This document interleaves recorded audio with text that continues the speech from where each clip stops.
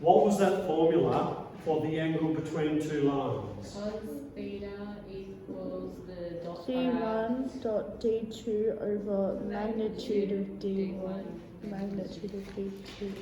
So the angle between these two lines, I don't have to use the whole, I just need to know the direction that they're travelling. Because if I have one line like this, and one line like this, and I know that's D1, and I know that's D2, I can use D1 and D2 to find the angle between them.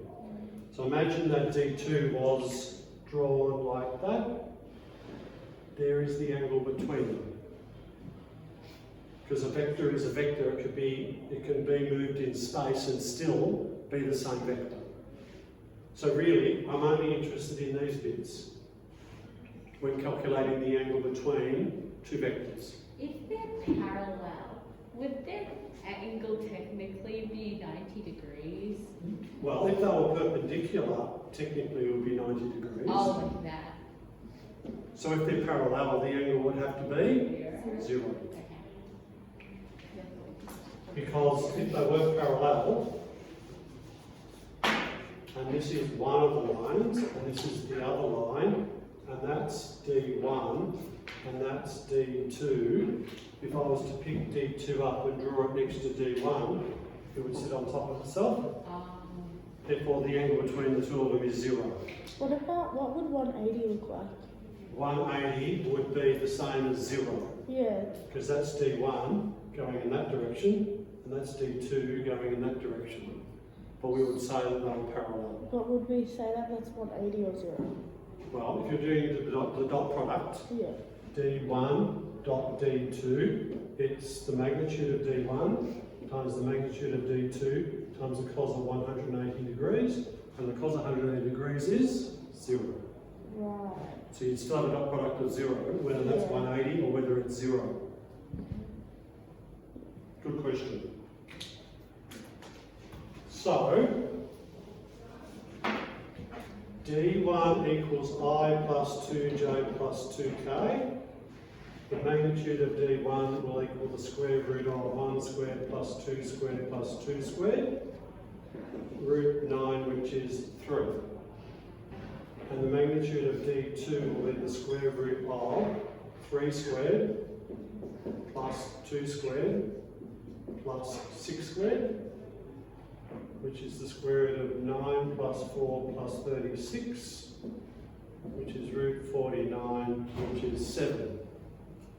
Is that okay? And D1 dot D2 will be 1 times 3, which is 3, plus 2 times 2, which is 4, plus 2 times 6, which is 12. Yeah. Is that okay, how we've got the dot product between the two? So that gives me 19. Therefore, theta will be the inverse cosine of 19 on 21. Throw in the calculator, get an answer. Is that okay? Yeah. Good. Can I clear that off? Wait, so Yes. isn't cos of 180 -1? Yeah. I was thinking that too. Like because it's when you just running did that there. equation for Jayla? Oh, Oh yeah, I don't even remember what it said. yeah. It said Because cos of Because 180 180 all is students take. Yep. Okay. So that's Nearly different. there. To go back to the question. Sorry. No. So if we're talking about perpendicular,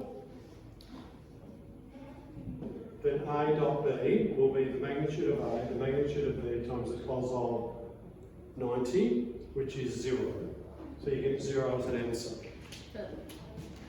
If it is the same line, so if it is A dot B where they're parallel, then it's going to be magnitude of A, magnitude of B times the cos of 0, which will give you 1. So that's where you get magnitude of A times the magnitude of B. And if that was A, then it would be magnitude of A times magnitude of A. If it's 180, this is going to be the negative. Alright. Is that all right? Yes, sorry. And if your dot product is negative, then the angle between them is bigger than 90 degrees, because that's the only way a cosine can have a negative answer, is if it is in the second quadrant.